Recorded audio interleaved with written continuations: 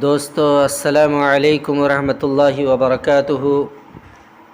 آپ دیکھ رہے ہیں یہ پہاڑوں کا دل فریب منظر۔ دوستو آج صبح صبح مجھے ایک جگہ جانا ہوا اپنی مسجد سے، تو جب میں واپسی میں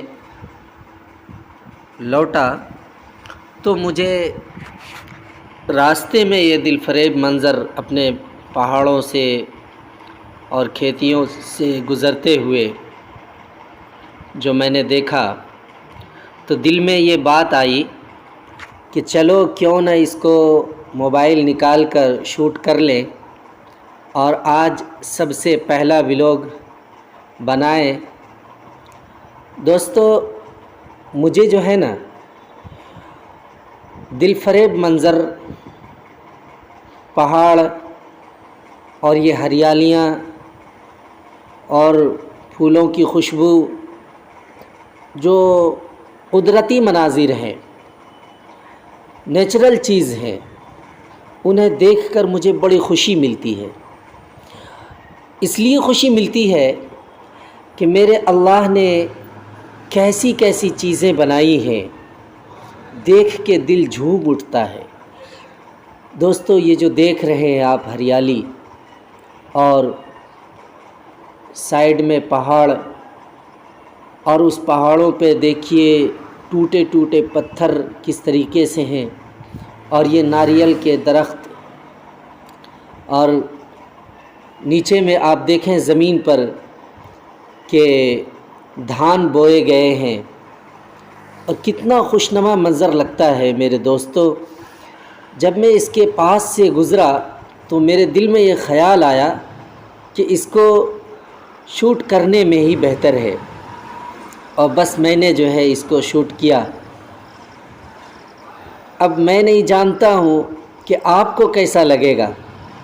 امید کرتا ہوں کہ آپ کو بھی یہ مناظر بہت ہی خوبصورت، بہت ہی دل فریب، جاذب نظر لگیں گے انشاءاللہ تعالی۔ میں تو جھوم اٹھا ان چیزوں کو دیکھ کے، جگہ جگہ میں اپنی بائک کو روک کر کے جو ہے چھوٹے چھوٹے ویڈیو بنایا، اور کئی ٹکڑوں میں نے اس کو جمع کیا، اور جہاں بھی گزرتا تھا جس طرح اچھا لگتا تھا میرے کو، میں بس فوراً اس کو جو ہے اپنے کیمرے میں، موبائل کے کیمرے میں قید کر لیتا تھا۔ دیکھیں آپ کتنا خوبصورت ہے، کتنی پیاری ہریالی ہے۔ یہ دیکھیے دھان کی کھیتیاں، ماشاءاللہ، بے ساختہ دل کہہ اٹھتا ہے کہ یقیناً اس کا بنانے والا کوئی رب ہے، جو اتنے خوبصورت مناظر بنا کے ہمارے لیے چھوڑے ہیں، اور ہمارے دل کو خوشی بخشنے کے لیے اور ہماری جان کو راحت کے لیے اللہ تعالیٰ نے ایسی چیزیں دنیا کے اندر بنائی ہیں کہ ہم دیکھ کر ششدر رہ جاتے ہیں، حیران رہ جاتے ہیں۔ کیا پرکیف منظر ہے میرے دوستو۔ اللہ رب العزت ہمیں سمجھنے کی توفیق عطا فرمائے۔